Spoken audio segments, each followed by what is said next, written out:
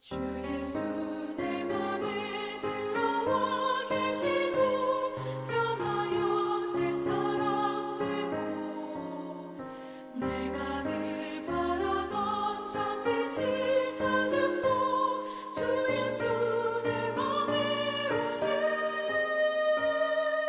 주 예수 내 맘에 오신 주 예수 내 맘에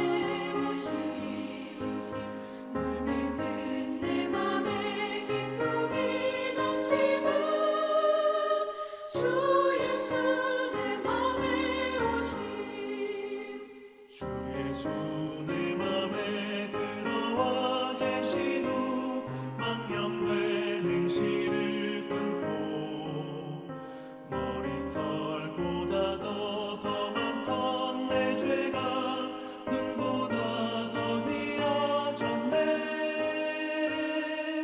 주 예수 내 맘에 오신 주 예수 내 맘에 오신 물밀듯 내 맘에 기쁨이 넘치는 주 예수 내 맘에 오신 내 맘의 소망을 든든히 가지는 주 예수 내 맘에 오심 의심의 구름이 사라져 버림도 주 예수 내 맘에 오심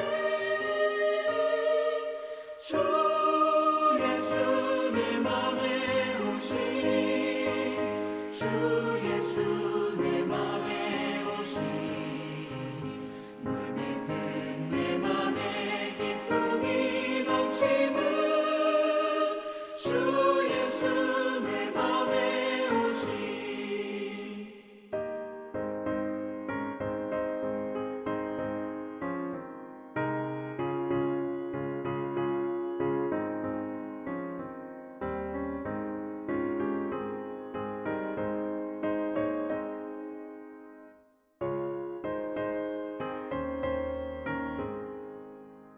사방에 음침한 골짜기 가다가 밝은 빛 호련히 비쳐 저 멀리 하늘 문 환하게 보임도 주 예수 내 맘에 오신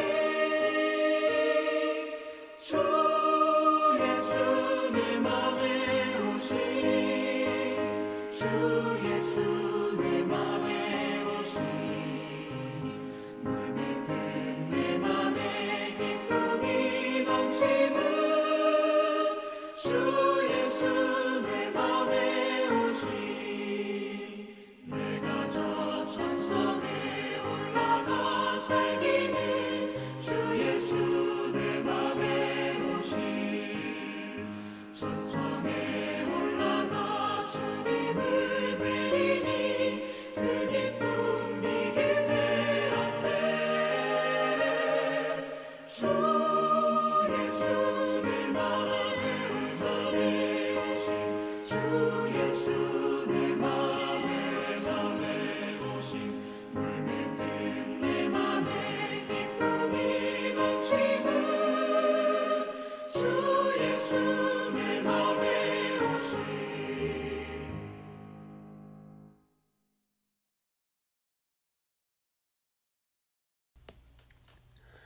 오늘 함께 볼 말씀은 신약 누가복음 11장 37절에서 54절 말씀입니다. 누가복음 11장 37절에서 54절입니다. 제가 본문 전체 읽도록 하겠습니다. 예수께서 말씀하실 때에 한 바리새인이 자기와 함께 점심 잡수시기를 청함으로 들어가 앉으셨더니 잡수시기 전에 손 씻지 아니하심을 그 바리새인이 보고 이상히 여기는지라. 주께서 이르시되 너희 바리새인은 지금 잔과 대접의 겉은 깨끗이 하나 너희 속에는 탐욕과 악독이 가득하도다. 어리석은 자들아, 겉을 만드시니가 속도 만들지 아니하셨느냐. 그러나 그 안에 있는 것으로 구제하라. 그리하면 모든 것이 너희에게 깨끗하리라. 화 있을진저 너희 바리새인이여 너희가 박하와 운양과 모든 채소의 11조는 들이되 공의와 하나님께 대한 사랑은 버리는도다. 그러나 이것도 행하고 저것도 버리지 말아야 할지니라. 화 있을진저 너희 바리새인이여 너희가 회당의 높은 자리와 시장에서 문안 받는 것을 기뻐하는도다. 화 있을진저 너희여 너희는 평토장한 무덤 같아서 그 위를 밟는 사람이 알지 못하느니라. 한 율법교사가 예수께 대답하여 이르되 선생님 이렇게 말씀하시니 우리까지 모욕하심이니이다. 이르시되 화 있을진저 또 너희 율법교사여 지기 어려운 짐을 사람에게 지우고 너희는 한 손가락도 이 짐에 대지 않는도다. 화 있을진저 너희는 선지자들의 무덤을 만드는도다. 그들을 죽인 자도 너희 조상들이로다. 이와 같이 그들은 죽이고 너희는 무덤을 만드니 너희가 너희 조상의 행한 일에 증인이 되어 옳게 여기는도다. 그러므로 하나님의 지혜가 일렀으되 내가 선지자와 사도들을 그들에게 보내리니 그 중에서 덜어는 죽이며 또 박해하리라 하였느니라. 창세 이후로 흘린 모든 선지자의 피를 이 세대가 담당하되 곧 아벨의 피로부터 제단과 성전 사이에서 죽임을 당한 사가랴의 피까지 하리라. 내가 너희에게 이르노니 과연 이 세대가 담당하리라. 화 있을진저 너희 율법교사여 너희가 지식의 열쇠를 가져가서 너희도 들어가지 않고 또 들어가고자 하는 자도 막았느니라 하시니라. 거기에서 나오실 때에 서기관과 바리새인들이 거세게 달려들어 여러 가지 일을 따져 묻고 그 입에서 나오는 말을 책잡고자 하여 노리고 있더라. 아멘. 성경에 기록된 예수님과 당시 이스라엘의 종교 지도자들과의 갈등은 예수님께서 가르치시고자 하셨던 교훈을 명확하게 보여주는 역할을 합니다. 그리고 그것은 동시에 소위 종교적 열정이 잘못 발휘되면 나타나는 악한 패착이 무엇인지에 대한 경고의 말씀이라고도 할 수 있습니다. 오늘 본문은 예수님께서 이스라엘의 종교 지도자들과 겪고 있었던 갈등의 내용을 자세하게 다루는 이야기입니다. 먼저 식사 전에 손을 씻는 행위에 대하여 살펴보겠습니다. 오늘 본문에는 언급되지 않지만 이스라엘의 종교 지도자들이 식사로 함께 모인다는 것은 누군가에게 성경의 가르침을 듣거나 성경의 가르침과 관련된 토론을 하기 위한 모임을 가진다는 말입니다. 아마도 예수님은 성경을 잘 아는 선생으로 인정받아서 그런 자리에 특별히 초청을 받으신 것으로 보여집니다. 그런데 예수님의 한 가지 행동이 그 모임에서 문제가 되었습니다. 당시 이스라엘의 종교 지도자들은 식사 전에는 반드시 손을 씻어야 한다고 가르쳤습니다. 그런데 예수님은 손을 씻지 않은 채로 식사에 임하셨습니다. 예수님을 초대한 바리새인은 그것을 보고 안 좋게 여겼을 것입니다. 그가 보기에 예수님의 행동은 아주 부정한 것이었기 때문입니다. 당시 손을 씻는 의식은 지금처럼 위생상의 이유 때문이 아니라 부정한 것을 만져서 생기는 모든 오염을 씻어버린다는 상징적인 의미를 지닌 행위였습니다. 다른 말로 자기도 모르게 죄인이나 이방인과 접촉이 있었을까 하여 그들로 인한 부정함을 제거한다는 뜻으로 손을 씻어야 했던 것입니다. 당시 바리새인들은 공개적으로 손 씻는 의식을 행함으로써 사람들에게 자신이 깨끗함을 과시하곤 했습니다. 뿐만 아니라 손을 씻는 의식은 원래 제사장들에게만 요구되었던 행위인데 이스라엘의 종교 지도자들은 그것을 모든 사람들에게 강요한 것입니다. 예수님께서는 그것을 악습이라고 정죄하셨습니다. 참고로 좀 더 설명을 드리자면 오늘 본문 39절에서 40절 말씀은 두 가지 의미로 해석될 수가 있습니다. 먼저 이 말씀은 손을 씻는 겉모습에 치중하지 말고 마음속을 살피라는 뜻이 될 수 있습니다. 둘째는 좀 더 구체적으로 이해될 수 있습니다. 그것은 잔과 대접의 정결함에 만족하지 말고 그 안에 있는 내용물, 즉 음료와 음식으로 어려운 사람들을 도우는 것이 진정한 정결함이라는 가르침입니다. 오늘 본문의 문맥을 살펴봤을 때 두 번째 의미가 좀 더 정확한 해석이라고 생각이 됩니다. 결국 우리 주님께서는 이웃의 어려움에 인색하고 무관심한 마음에 부정함에 어떠한 가책도 느끼지 않고 겉으로만 정결한 것에 만족하고 자만한 자들에게 질책을 하신 것입니다. 예수님의 질책은 11조와 관련해서도 계속됩니다. 이것은 사실 음식과 관련되어 있습니다. 이것 또한 말이죠. 이스라엘은 과일과 같은 농작물에 대해서는 11조를 바쳐야 했습니다. 레위기 27장 30절 또 신명기 14장 22절의 말씀을 보면 그것을 확인할 수가 있습니다. 하지만 채소나 약용식물에 대해서는 11조를 바치라는 요구가 율법에서 전혀 발견되지 않습니다. 그렇기 때문에 오늘 본문에 나오는 박하와 문양과 모든 채소는 11조에 해당되는 품목이 아닙니다. 그런데 당시 이스라엘의 지도자들은 그런 식물들도 결국 음식으로 사용되는 것이니까 그것들에 관해서도 11조가 바쳐져야 한다고 가르친 것입니다. 그렇다고 우리 주님은 그것 자체를 정죄하시지는 않았습니다. 다만 그들이 그렇게까지 세세하게 11조 목록을 만들어내면서도 공의와 하나님께 대한 사랑을 버리는 것에 대하여 우리 주님은 분노하시며 질책을 하신 것이죠. 공의는 쉽게 말해 모든 사람을 공정하게 대해준다는 말입니다. 좀 더 구체적으로 말하자면 모든 사람들이 어려움 없이 잘 살 수 있도록 돕는 것이 공의인 것입니다. 그리고 하나님을 사랑하는 것은 항상 이웃을 사랑하는 것과 연결되어 있습니다. 당시 바리새인들은 이웃들이 충분한 식량을 갖고 있는지에는 전혀 관심을 갖지 않고 11조의 품목을 더 늘려놓고 그것을 모두 바쳤는지에만 몰두하고 그렇게 하지 않은 사람을 정죄하는 일에 자부심을 느낀 것입니다. 그들에게서 종교적 열정은 보였지만 이웃을 위한 공의와 사랑은 전혀 보이지 않았습니다. 당시 이스라엘의 지도자들은 신앙의 열매를 무엇이라고 생각했을까요? 그들에게 있어 신앙의 열매는 명예입니다. 다른 말로 그들은 다른 사람들로부터 좋은 사람 혹은 높은 사람으로 평가받는 것에 열중했습니다. 그들은 다른 사람들로부터 존경심을 받아내는 것에 관심을 가졌습니다. 그래서 주님은 너희가 회당의 높은 자리와 시장에서 문안받는 것을 기뻐하는도다 라고 말씀하신 것입니다. 그들은 이웃에게 사랑을 주는 것이 아니라 이웃들에게 뭔가를 받아내는 것에 집착했습니다. 신앙의 열매는 좋은 평판이나 존경이 아니라 사랑으로 나타나야 하는 것입니다. 예수님께서는 종교적 열정은 있지만 마음속에 이웃에 대한 사랑은 전혀 없는 사람들을 평토장한 무덤에 비유하십니다. 구약의 민수기 19장 16절은 무덤을 만진 사람은 부정하게 된다고 규정합니다. 당시 이스라엘 사람들은 굴을 파서 그것을 무덤으로 사용했습니다. 그리고 그런 무덤은 식별하기가 쉬웠기 때문에 사람들이 그것을 만지는 일을 잘 피할 수 있었죠. 하지만 부득이한 경우 당시 이스라엘 사람들은 평토장한 무덤을 사용했습니다.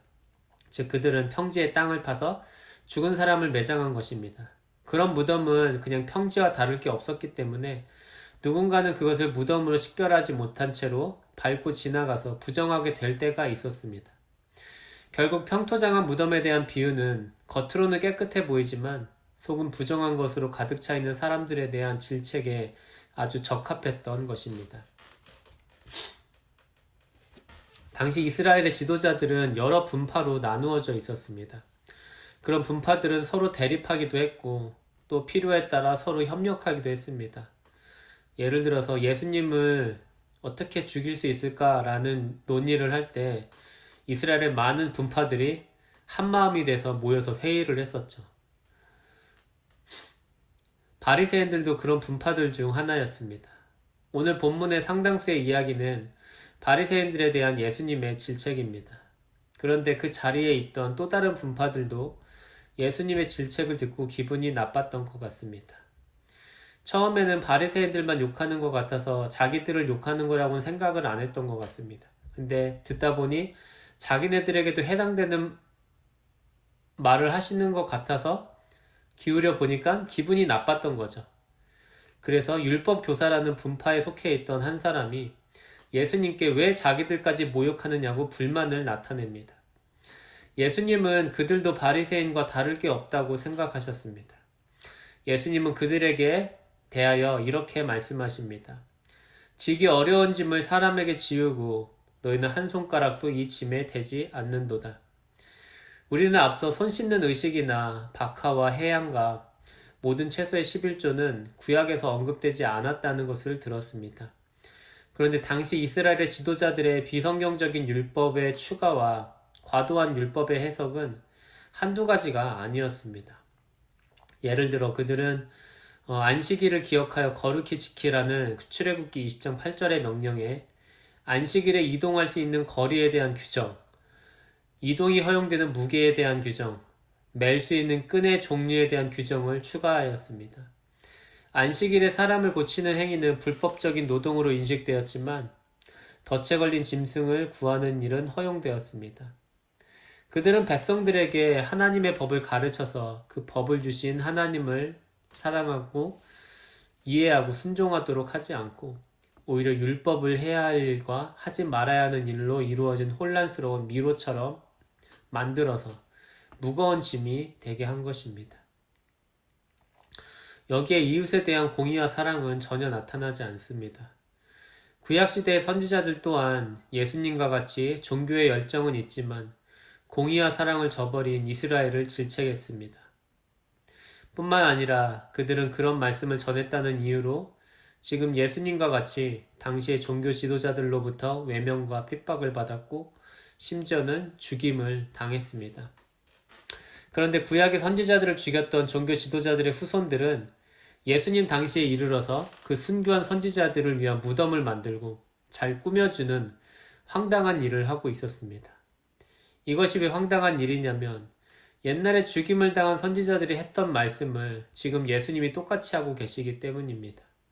지금 예수님이 하시는 말씀대로 살지 않으면서 옛날 선지자들의 무덤을 꾸미고 그들을 존경하고 있는 종교 지도자들에게서 어떠한 진심을 느끼는 것은 불가능할 것입니다. 아벨은 구약 성경의 첫 번째 책인 창세기에서 하나님에 대한 믿음 때문에 살해된 최초의 사람이었습니다. 그리고 지금 우리가 지금 우리의 현대식 구분과는 다르게 옛날 이스라엘 사람들의 구분법에 따라 역대하가 구약의 마지막 책으로 배치되어 있습니다. 그리고 그 마지막 책인 그 역대하에 스가랴 선지자의 죽음이 기록되어 있습니다. 오늘 본문에는 스가랴라고 하지 않고 사가랴라고 이렇게 음역이 되어 있죠. 예수님은 이렇게 구약의 처음과 마지막에 기록된 선지자의 죽음을 언급하심으로써 선지자를 죽이면서까지도 하나님을 따르지 않았던 사람들의 모든 행위가 절대로 잊혀지지 않을 것이고 그에 대한 심판이 반드시 있을 것임을 말씀하신 것입니다. 오늘 말씀의 가르침을 통하여 우리가 우리의 마음속을 더욱더 잘 살피기를 원합니다. 우리가 외식적이거나 특정한 종교 의식에만 집착하고 열정을 갖고 있는 것은 아닌지 살펴야 합니다. 그리고 우리의 마음속에 이웃에 대한 공의와 사랑이 얼마나 있는지 살펴야 합니다. 마지막으로 우리의 마음속을 모두 아시는 하나님을 경외하고 그분이 원하시는 뜻대로 이웃을 위한 공의와 사랑을 실천해 나가야 할 것입니다. 함께 기도하겠습니다. 거룩하고 자비하신 하나님 아버지, 오늘은 주님의 질책과 경고로 가득한 말씀을 들었습니다. 우리가 주님의 뜻을 따라 삶으로 받게 되는 복에 대하여 들을 때에는 마음의 소망이 가득해지지만 오늘처럼 반대의 경우에 대한 질책과 경고를 듣게 되면 마음의 불편함과 불안함이 가득해집니다. 하지만 하나님, 우리가 그런 불편하고 불안한 감정을 넘어 하나님을 향한 경외심을 가질 수 있도록 인도해 주옵소서. 이웃에게 공의를 행하고 사랑으로 그들을 섬기라는 하나님의 뜻이 가져오는 복이 큰 만큼 그것을 지키지 않았을 때 오게 되는 저주와 불행이 크다는 사실을 다시 한번 확인하고 하나님의 뜻을 겸손하고 간절하게 따르는 저희가 될 수 있도록 인도해 주옵소서. 요즘은 어느 때보다도 이웃 간의 공의와 사랑의 섬김이 더욱 절실한 때입니다. 하나님, 저희가 어려울 때 좋은 이웃의 도움을 받을 수 있도록 인도해 주옵소서.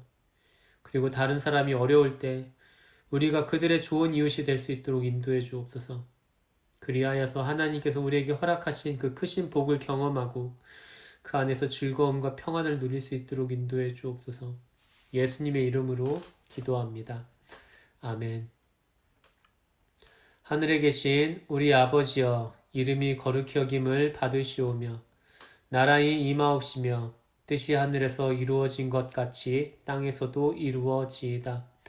오늘날 우리에게 일용할 양식을 주옵시고 우리가 우리에게 죄 지은 자를 사하여 준 것 같이 우리의 죄를 사하여 주옵시고 우리를 시험에 들게 하지 마옵시고 다만 악에서 구하옵소서. 대개 나라와 권세와 영광이 아버지께 영원히 있사옵나이다. 아멘.